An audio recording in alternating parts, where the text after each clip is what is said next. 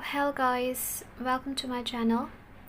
In this video I'm going to tell you, or I'm going to explain you about when you will meet your spouse. Okay, so this is something which is a bit tricky.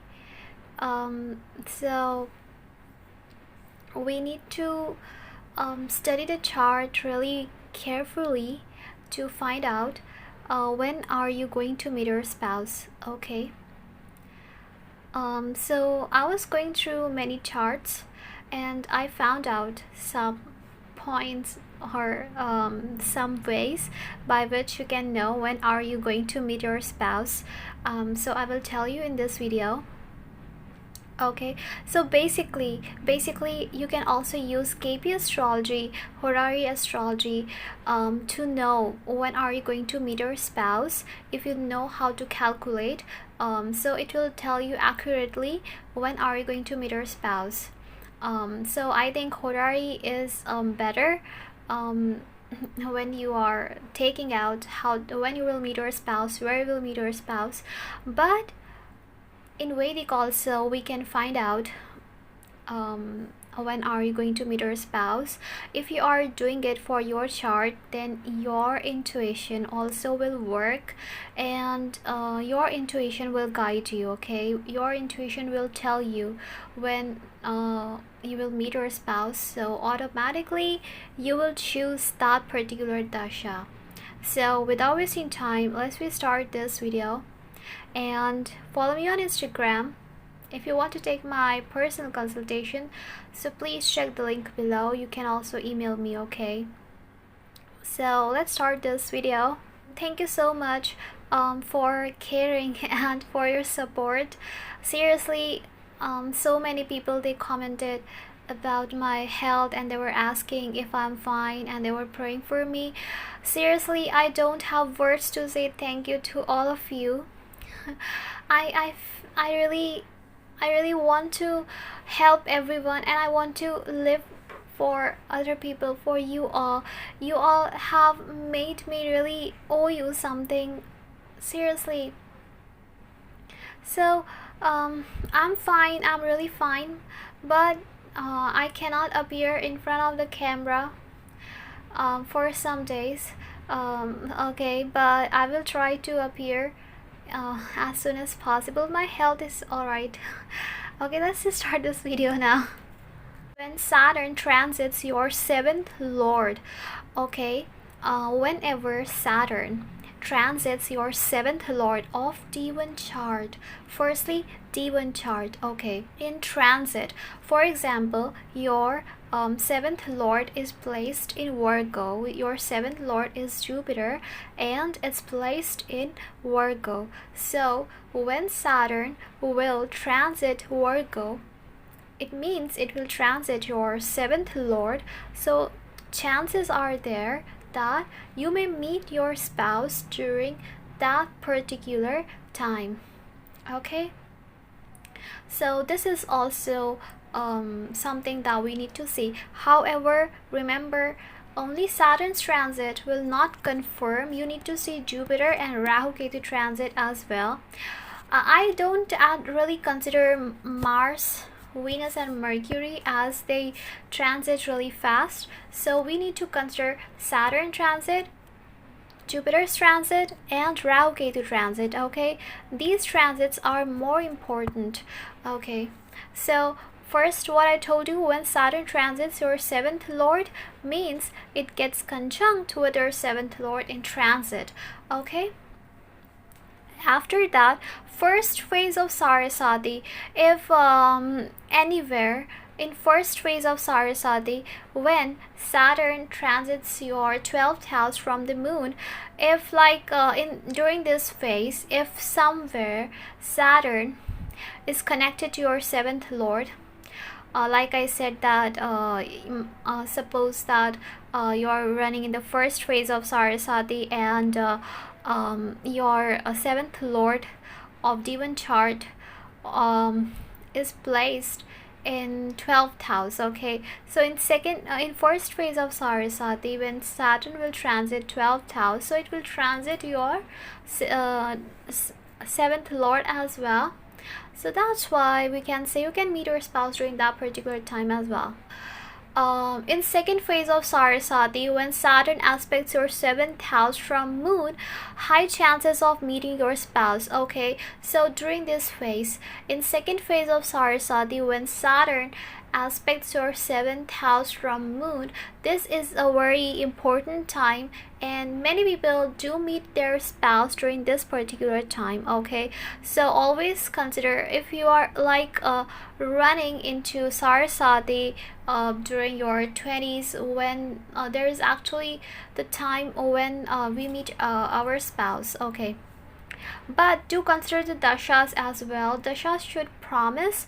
If dasha is not promising, then Saturn's transit or any transit is not going to do anything. After that, you need to look for Rahu Ketu transit. If Rahu Ketu are transiting in the first 7th axis from D1 chart or D9 chart, I mean from D1 chart or moon chart. Okay, so moon chart is to be given importance for looking into like these things, for calculating the time when you will meet your spouse. Always give more importance to your moon chart. Okay, so when Rahu Ketu transits your first 7th axis in the moon chart, okay, or in the D1 chart, but priority is to be given to moon chart or 5th 11th axis in the 5th house, okay, or in the 3rd house, when from where they are going to aspect your 7th house. Okay, but basically when Rahu Ketu transits first 7th axis, they do aspect 7th house as well as 9th house, which is destiny, and moon chart, 5th house. Okay, so we need to consider this transit of Rahu Ketu, or Rahu Ketu may be transiting Venus, which represents love, or 7th lord of your D1 chart. So that also tells about meeting your spouse. Okay, after that you need to check the dasha. Dasha is very important. Now for example, you are running into Mercury dasha, or Saturn or Jupiter or Venus or Rahu. So these dashas are very long, and high chances are there that you may meet your spouse during this time. If like you run into these dashas during the period like in your 20s or in your 30s, when you really expect meeting your spouse. Okay, so we can take that dasha into consideration, and also do check if in D9 chart or in D1 chart these dashas are the Mahadasha is actually making any connection with 7th house of D1 chart, or a 1st house of D9 chart, or 9th house of D9 chart. See, in D9 chart I give importance to 1st house because it is like the base. So many times people meet their spouse during when the dasha of the first house lord runs. Okay, so quite possible that you may meet your spouse during that time, or the 9th house, okay, or the 7th house, or the 5th house, which represents love affair. Okay, so like this we need to consider, right? We'll see the example chart as well to understand it better. Now 7th lord or 5th lord or planets in these houses, dashas of D1 chart or Venus or Jupiter dasha also shows meeting of spouse. Now Jupiter and Venus dasha is also important. Okay, if you are running into the dasha of the Venus or Jupiter, Then also there are chances that you may meet your spouse, because Venus is a planet that represents love, okay? And seventh lord or fifth lord, or planets that are placed in these houses in the D1 chart or in the D9 chart, okay? If Dasha of these planets run, then also there are chances that you may meet your spouse. Okay, so these are some things. And one thing more, you may not run into the dasha of fifth lord or seventh lord or planets there all together, so that's why it's not really hard for you to choose which dasha. Okay, so you need to check it carefully, like if you are in your 20s, 25, 30s. So during this time people actually meet their spouse, so you need to check accordingly. Okay, now first lord, ninth lord, and seventh lord, like I told before, first, ninth, and seventh lord or fifth lord, or the planets placed here of D1 chart, when the dasha of these planets run, it also shows meeting your spouse. So go through these points carefully and find out when are you going to meet your spouse. Now if Saturn anywhere gets conjunct with your seventh lord, or aspects your seventh lord in D1 or D9 chart, then do remember that you will meet her, and like seventh lord is also not supporting, so do remember you're going to meet your spouse later in your life, okay, maybe after 25. So do consider the afflictions as well, right? Second thing, I will also make a video next time on the maturity of the planets. It's very important, maturity of the planets, okay? So it will also help you to find out when you are going to meet your spouse. So now let's see the example chart. So this is a chart of someone, and I will tell you when he met his wife and what were the transits that time, and what dasha he was running during that time when he met his wife, okay? So he met his wife in Mercury Mahadasha, Saturn's Antardasha, and Moon's Pratyantardasha, okay? So this is very clear from his chart. Firstly, he was running into that Mercury's Dasha during that period, like in his 20s. Also, Mercury is his fifth lord. It was a love marriage based upon love, okay? So Mercury is his fifth lord, and it is also conjunct with his seventh lord, okay? So Mercury and Sun are not very far from each other. They are really very tightly conjunct together. So he met his wife in Mercury Mahadasha. Now Saturn is also conjunct with Sun very tightly, like it's a close conjunction, it's not a weak conjunction, okay?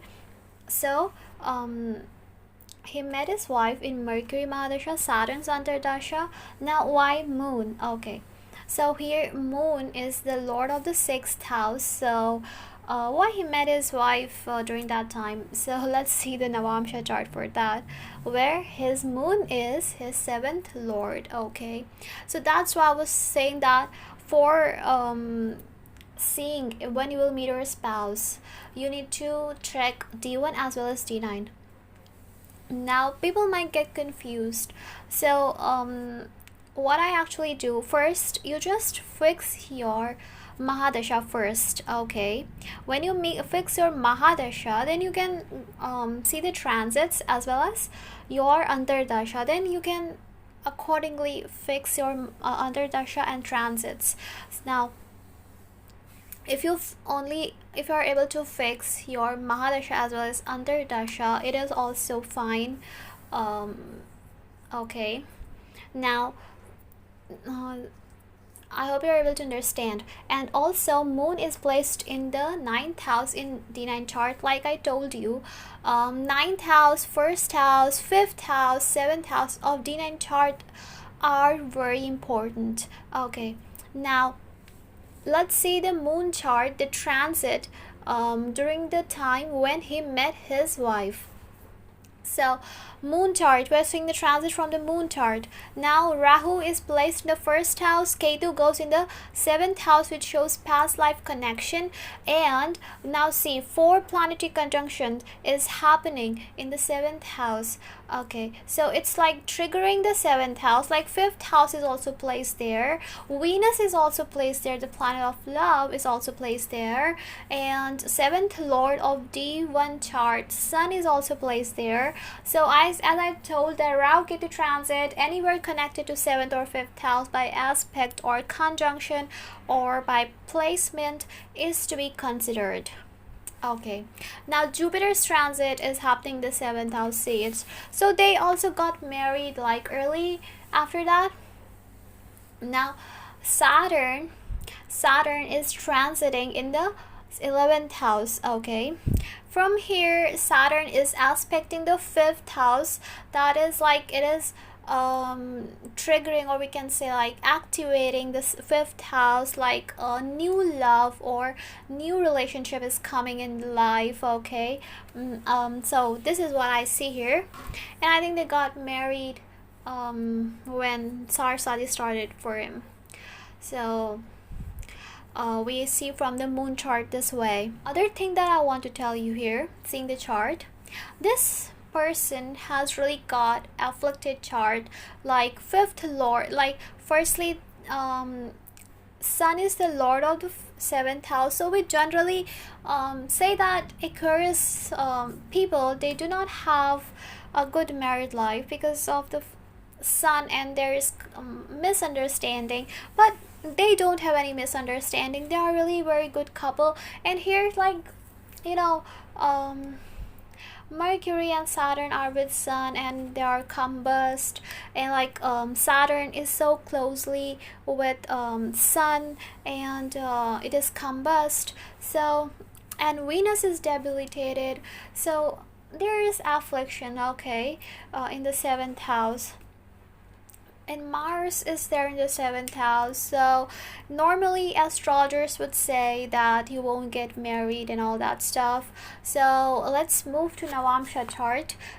In the Navamsha chart, see, firstly Venus is placed in the 1st house, which is really good. Here 7th house is not afflicted in this chart. Okay, so 7th house is not afflicted, and it is well placed, and Venus is well placed. So Venus, basically we need to see. So in 7 and D9 chart we don't see any affliction that much. Okay, so yeah, that's why, and it's really good here. Okay, so that's why we need to see the D9 chart as well for telling someone if they will get married or not. Like I have seen many charts where there's no affliction, and then also they don't get married. So it depends. Okay, so but just by seeing the D1 chart we cannot tell anyone you will get married or not. You need to see the D9 chart as well. Okay, if you have any questions, so please post below. I will try to answer. Thank you so much for watching. Please don't forget to subscribe. Bye bye.